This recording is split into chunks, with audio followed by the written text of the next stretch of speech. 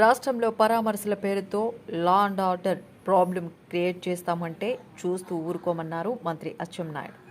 జగన్ పరామర్శల పేరుతో రౌడీయిజం చేస్తున్నారని ఆరోపించారు. గత 5 ఏళ్ల వైసీపీ పాలనలో మహిళలపై దాడులు, దళితులను ఊచకోత కోశారన్నారు. కుప్పంలో మహిళపై జరిగిన దాడిని ఖండిస్తున్నామన్న ఆయన బాధ్యులను అరెస్ట్ చేశామన్నారు.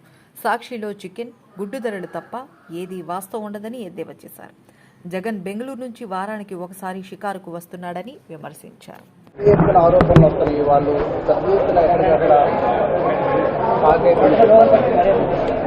రాష్ట్రంలో ఉన్నటువంటి ఆర్థిక పరిస్థితులు, అందులో గత ప్రభుత్వం ఆర్థిక వ్యవస్థని చిన్నాభిన్నం చేసింది. ఈరోజు ఆంధ్రప్రదేశ్ రాష్ట్రంలో చాలా ఇబ్బందులు ఉన్నాయి, చాలా సమస్యలు ఉన్నాయి. ఇటువంటి సమస్యలు ఉన్నాయి కాబట్టి ఎన్డీఏ ప్రభుత్వం తల్లికి వందనం అమలు చేయలేదు. దీన్నే మేము ప్రచారాస్త్రంగా తీసుకొని ప్రజలకి తప్పుదోవ పట్టిద్దామని చెప్పి ఆశపడ్డారు. ఎంత దుర్మార్గులంటే వాళ్ళకి కళ్ళున్నాయా? ఈ రాష్ట్రంలో జరుగుతున్నటువంటి పరిణామాలు గమనిస్తున్నారా? లేదు బెంగళూరు నుంచి వారానికి ఒకసారి వచ్చి షికారు చేసుకొని వెళ్తున్నారు, అర్థం కానటువంటి పరిస్థితి. ఎంత నిస్సిగ్గుగా మాట్లాడుతున్నారంటే, ఎన్డీఏ ప్రభుత్వం అధికారంలోకి వచ్చింది, 1 సంవత్సర కాలం అయింది. ఎన్నికల హామీలు ఒక్కటి కూడా నెరవేర్చలేదు. సూపర్ 6 కార్యక్రమాలు ఒక్కటి కూడా అమలు చేయలేదని నిస్సిగ్గుగా మాట్లాడుతుంటే వారికి ఏం సమాధానం చెప్పాలి? వారికి సమాధానం కాదు ఇది. మేము ప్రజలకి చెప్పవలసినటువంటి అవసరం ఉంది కాబట్టి అనునిత్యం చెప్తున్నాం. ఈరోజు 3000 పెన్షన్ 4000 చేశాం. ఈ దేశంలో ఎవ్వరూ ఇవ్వని విధంగా 34,000 కోట్ల రూపాయలు ఒక్క పెన్షన్ కార్యక్రమం కింద ఖర్చు పెడుతున్నాం. నువ్వు పేదవాడికి అన్నం పెట్టడానికి ఇష్టం లేక అన్నా క్యాంటీన్లన్నీ ఎత్తిస్తే 130 అన్నా క్యాంటీన్లు తెరిచాం. మళ్ళీ నియోజకవర్గానికి ఒకటి చొప్పున 200 అన్నా క్యాంటీన్లు తెరిచి పేదవాడికి భోజనం పెడుతున్నాం. ఇది ఎలక్షన్ ఇచ్చినటువంటి హామీ నెరవేర్చడమా కాదా ఆ ప్రబుద్ధులు తెలుసుకోవాలి. మూడవది, ఎన్నికల్లో గెలిస్తే ఉపాధ్యాయ పోస్టులు భర్తీ చేసి నిరుద్యోగ సమస్య తీరుస్తామని చెప్పాం. ఆ కార్యక్రమాన్ని కూడా నెరవేర్చాం. మహిళలకి 3 సిలిండర్లు ఉచితంగా ఇస్తామని చెప్పాం. అది అమలు చేశాం. దానిలో మహిళలు మేము ముందు డబ్బు కట్టుకోవాలి, తరువాత మాకు డబ్బులు వస్తున్నాయి, దీనివల్ల మాకు ఇబ్బంది ఉందంటే నెక్స్ట్ సిలిండర్ నుంచి ముందుగుండానే మహిళల అకౌంట్లో డబ్బులు డైరెక్ట్గా వేసి వారికి ఎప్పుడు నచ్చితే అప్పుడు డబ్బులు తీసుకెళ్లి కొనుక్కునే వెసులుబాటు ఇస్తున్నాం. ఇదే కాకుండా ఇంకొక 3 హామీలు అమలు చేస్తామని చెప్పి అందులో భాగంగా తల్లికి వందనం,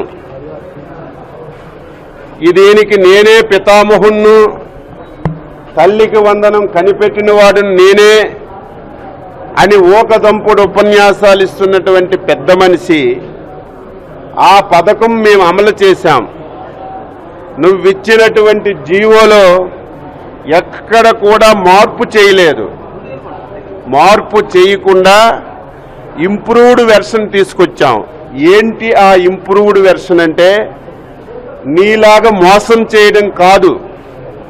ఎన్నికల్లో ఎంతమంది పిల్లలుంటే అంతమందికి ఇస్తామని చెప్పి గెలిచి అధికారంలోకి వచ్చిన తర్వాత మోసం చేసి ఒక్కరికే నువ్వు ఇచ్చావు. మేము ఇచ్చిన మాట ప్రకారం అన్నదాత సుఖీభవ కానీ, తల్లికి వందనం కానీ, ఈరోజు తల్లికి వందనం ఒకడున్నా, ఇద్దరున్నా, ముగ్గురున్నా, నలుగురున్నా, 5గురున్నా ఒక్కొక్కరికి 15,000 రూపాయలు ఇస్తాం. ఆ 15,000 రూపాయల్లో నువ్వు పెట్టిన జీవో 2,000 రూపాయలు పాఠశాల నిర్వహణ గురించి ఇస్తుంటే ఎంత దుర్మార్గం కంటే సిగ్గు లేకుండా ఎగ్గు లేకుండా సమాజం అసహించుకుంటుందనే కనీస పరిజ్ఞానం లేకుండా ఆ 2,000 లోకేష్ బాబు గారి అకౌంట్లోకి వెళ్ళాయని దారుణాతి దారుణంగా మాట్లాడుతుంటే మేమందరం ఛాలెంజ్ చేశాం. ప్రబుద్ధులారా, తప్పుడు సమాచారం అనునిత్యం ప్రజలకు ఇస్తున్నటువంటి పనికి మాలిన వ్యక్తులారా, 24 గంటల్లో ఏదైతే 2,000 రూపాయలు లోకేష్ బాబు అకౌంట్లో పడిందని మీరు మాట్లాడారో దానిని మీరు నిరూపించండి. నిరూపిస్తే పదవులకే కాదు రాజకీయాల నుంచి కూడా ఉండనని మా యువ నాయకుడు ఛాలెంజ్ చేస్తే తోక ముడిచి నోరు మూసుకొని కనీసం స్పందించడం కూడా లేదు. ఈరోజు ప్రతిదానికి రాజకీయం చేయాలని ప్రయత్నం చేస్తున్నారు. మీరే సజీవ సాక్షులు. మేము ప్రజాస్వామ్యాన్ని కాపాడినటువంటి వ్యక్తులం. ఒక రాష్ట్రంలో అధికార పక్షానికి ఎంత భాగస్వామ్యం ఉంటుందో ప్రతిపక్షాలకు కూడా అంత భాగస్వామ్యం వస్తుందని ఆచరిస్తున్నటువంటి వ్యక్తులం. మీరందరూ ఈ జిల్లాలోనే ఉన్నారు. 2019-24లో ఎక్కడైనా బయటకు వచ్చి మాట్లాడినటువంటి పరిస్థితి జిల్లాలో ఉందా? ప్రభుత్వం ఆ రోజు చేసినటువంటి ప్రభుత్వ వ్యతిరేక నిర్ణయాల మీద ఎక్కడైనా కలెక్టర్కో ఒక మంత్రికో రిప్రజెంటేషన్ ఇస్తామని మేము ముందు చెప్తే తెల్లవారి 5వ గంటకే వచ్చి మీరు మమ్మల్ని హౌస్ అరెస్టులు చేశారు తప్ప 5 సంవత్సరాలు బయటికి రానివ్వటం లేదు. సంవత్సరం అయింది, స్వేచ్ఛనిచ్చాం. ప్రతి ఒక్కరూ మాట్లాడుతున్నారు. ఆ స్వేచ్ఛని ఆసరాగా తీసుకొని పరామర్శల పేరుతో రౌడీలని గూండాలను తీసుకెళ్లి మీరు ఏదైతే లా అండ్ ఆర్డర్ క్రియేట్ చేయాలని విఘాతం కలిగించాలని ప్రయత్నం చేస్తున్నారు. మీ ఆటలిక సాగో. మీరెవరైనా పరామర్శకి వెళ్ళాలంటే వెళ్ళండి. 10 మందో 15 మందో సందర్భం బట్టి వెళ్ళాలి. పేరుకు పరామర్శ, డబ్బులిచ్చి గూండాలను తీసుకెళ్లి మొన్న మీరు చూశారు పొదిల్లో పోలీసుల మీద దాడి, మహిళల మీద దాడి, రౌడీలు చేశారు. ఆ రౌడీలు కూడా ఎవరు రౌడీ, ఎవరి మీద ఎన్ని కేసులున్నాయని స్పష్టంగా సమాచారం ఇచ్చాం. దాని మీద కూడా స్పందన లేదు.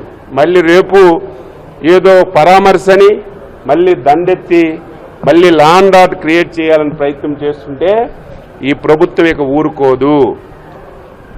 ఊరుకునే ప్రశ్నే లేదు. లా అండ్ ఆర్డర్ కంట్రోల్ చేయవలసినటువంటి బాధ్యత ప్రభుత్వం పైన ఉంది. మహిళల మీద దాడులు అరికట్టవలసినటువంటి అవసరం ఉంది. దీన్ని ఇక నుంచి ఒప్పుకునే పరిస్థితి లేదు. ఎవరైనా సరే తప్పుడు సమాచారం చెప్తే, తప్పుడుగా ప్రకటనలు చేస్తే తగినటువంటి మూల్యం చెల్లించుకోవాల్సినటువంటి వస్తుంది. ప్రతి చిన్నదాన్ని 5 సంవత్సరాలు ఈ రాష్ట్రంలో ప్రజాస్వామ్యం లేదు. మహిళల మీద దాడులు ఏ రకంగా జరిగాయి, ఏ వర్గానికి విడిచిపెట్టలేదు. దళితుల్ని ఊతకోస కోచారు, డాక్టర్ని నడి రోడ్డు మీద చంపారు, బీసీలకి పెట్రోల్ పోసి తగలబెట్టారు. కానీ ఈరోజు ఎక్కడైనా ఒక చిన్న సంఘటన జరిగితే దాని మీద రాద్ధాంతం చేస్తున్నారు. ఈరోజు ఒక వ్యక్తిగత సమస్య, చిత్తూరు జిల్లా కుప్పంలో ఒక మహిళ బాకీ ఉంటే అక్కడ ఎవరో చెట్టు కట్టారు. దీనిని తీవ్రంగా ఖండిస్తున్నాం. బాకీ ఉన్నా తప్పు చేసినా దానికి చట్టాలున్నాయి, చట్టాల ప్రకారమే వ్యవహరించాలి తప్ప నేను దౌర్జన్యం చేస్తానని దాడులు చేస్తామని ఎవరు చేసినా సరే పార్టీలకు అతీతంగా ఈ ప్రభుత్వం చర్యలు తీసుకుంటుంది.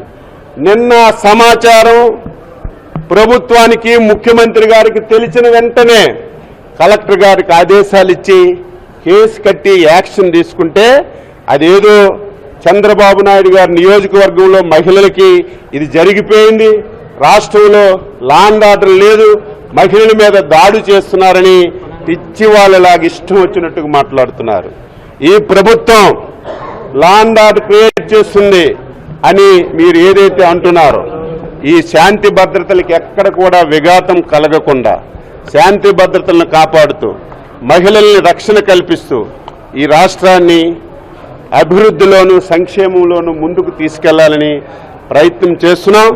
ప్రజలు ఇవన్నీ గమనించారు కాబట్టే మీకు ఎటువంటి తీర్పు ఇచ్చారో చెప్పవలసిన అవసరం లేదు. ఇప్పటికైనా ప్రజాస్వామ్యబద్ధంగా ఒక రాజకీయ పార్టీగా ప్రభుత్వం ఏదైనా పొరపాటు చేస్తే మీరు మా దృష్టికి పెడితే మేము సరి చేసుకుంటాం తప్ప తెల్లవారితే పనికి మాలిన పేపరు, పనికి మాలిన టీవీ, ఆ పేపర్ మీరు చూడండి. అందులో 3-4 అంశాలు వాస్తవాలు ఉంటాయి. ఒకటి, ఆ పేపరు వచ్చినటువంటి వారం పేరు కరెక్ట్గా ఉంటుంది, ఆ వచ్చిన డేట్ ఒకటి కరెక్ట్గా ఉంటుంది. అందులో ఒక కోలం ఉంటుంది, కోడి మాంసం ఇంత ధర, గుడ్డు ఇంత ధర, ఈరోజు మార్కెట్లో ఈ రేట్లు ఉన్నాయని. ఈ 3-4 అంశాలు తప్ప అందులో ఒక్కటైనా వాస్తవం ఉన్నటువంటి సందర్భాలు ఉన్నాయా? మొన్న మహానాడు, దేశం ప్రపంచంలో ఇటువంటి మహానాడు జరగలేదని అందరూ కారు కోడై కూస్తే ఖాళీ కుర్చీలేసి మహానాడు ఫెయిల్ అంటారు. ఈ ప్రపంచంలో ఈ దేశంలో ఉన్న ప్రజలందరూ ఈ ఇష్యూ చాలా బాగుందంటే ఆయన బాగులేదని రాస్తారు. అటువంటి పేపర్ని, టీవీని పరిగణలోకి తీసుకోవాల్సిన అవసరం లేదు. అయినా ఈ ప్రభుత్వం ప్రతి అంశాన్ని క్షుణ్ణంగా చూసి, ఇది ప్రజాప్రభుత్వం, అనునిత్యం చిన్న ఇన్సిడెంట్ కూడా జరగకుండా మేము అన్ని విధాల ప్రయత్నం చేస్తున్నామని ఈ సందర్భంగా తెలియజేస్తున్నాను. ఎప్పటికైనా 2000 రూపాయలు లోకేష్ బాబు అకౌంట్లో పడ్డాదని ఎవరైతే వాగారో